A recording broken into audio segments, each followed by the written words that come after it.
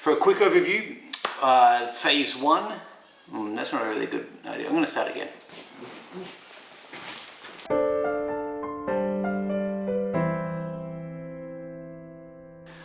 Hello, welcome to Jolly Time.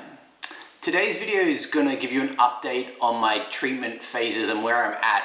Now, I did do a previous video on my treatment plan, and you can click here to watch that, but there has been some updates to it, so I wanted to share them with you.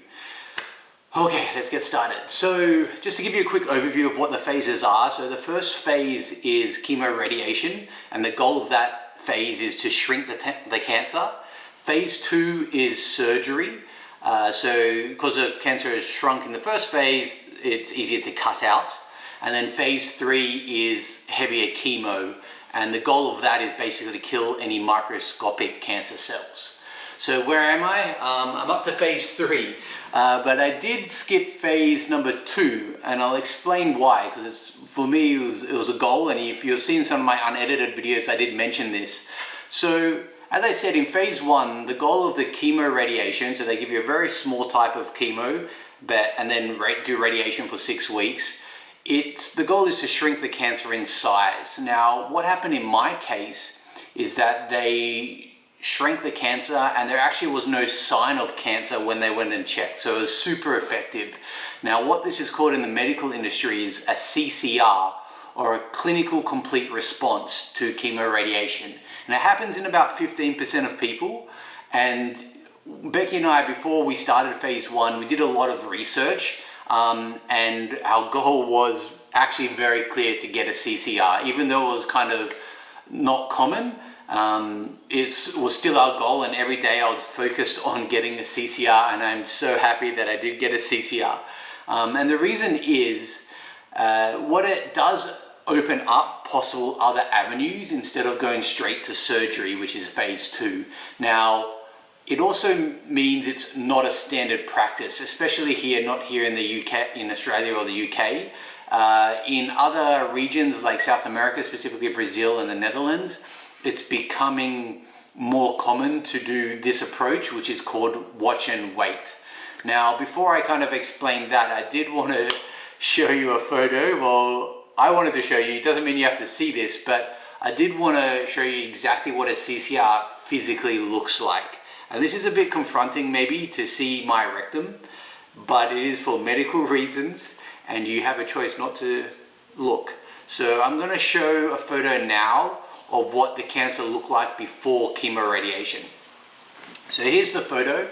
As you can see, it's quite large. It's about 5.5 centimeters from my sphincter, and you can see kind of the blood on there.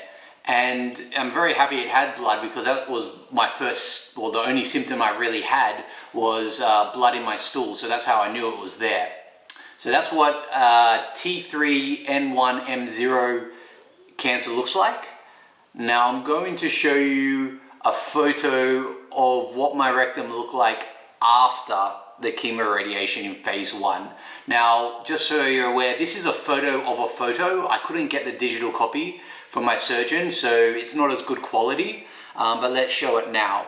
So you can see here where the cancer was, it's actually a bit of a concave in there. So there's no bump anymore, it actually goes in. And you can see there's no sign of cancer whatsoever. My rectum in this photo is quite a bit swollen, a bit puffy. As you can imagine you got punched in the face, your face swells a little bit. Let's just say I was punched in the rectum for 6 weeks continuously. So my rectum is actually inflamed a little bit, but as you can see, there's no sign of cancer. So that's what a CCR looks like. Now, not only do they do a physical examination, a finger test, fun times, a colonoscopy, fun times. They also do an MRI and a biopsy, and all of those are kind of data points, and they all came back negative, as in no sign of cancer. So as mentioned, that allowed Becky and I, which we knew about prior to me going into the first phase, and it's not something that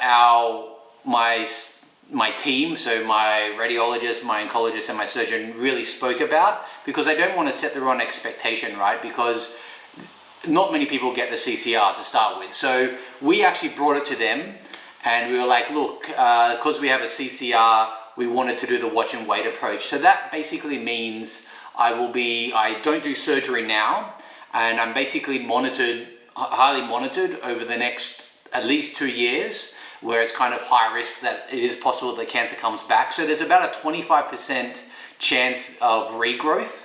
And what happens if I get regrowth is that I will go straight to surgery, kind of no questions asked. And it's called salvage surgery. It doesn't generally increase the risk a lot for metastatic, for it to spread or anything, because I will be monitored, and because if there is any sign of it, instantly I'll go straight to surgery. So there isn't a huge risk in relation to survival rates and stuff like that. So for me, it was kind of philosophical. It's like, if there's no sign of cancer, let's give my rectum a chance. And if it does grow back, then I have to be mentally prepared as I am to go straight into surgery. And if that comes the case, then I'll explain kind of what surgery looks like there. So I've gone basically from, if we take a step back, I've gone basically from phase 1, skipped phase 2 and gone straight to phase 3, which is the heavier chemo. So what does that look like? Basically, I get 8 cycles, they call them cycles, of 2 different types of chemo drugs. And I go in on a Monday, I get given 1 type of chemo drug, and then I get my baby bottle again.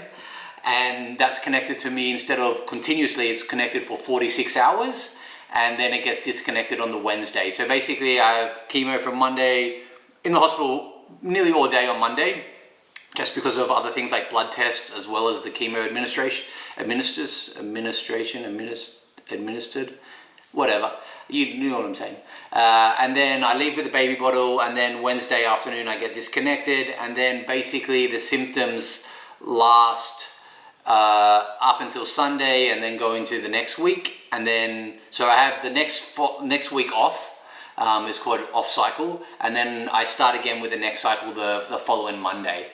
So I call them on weeks. On week means I'm on the chemo, off week means I'm off the chemo. So that's what phase 3 looks like.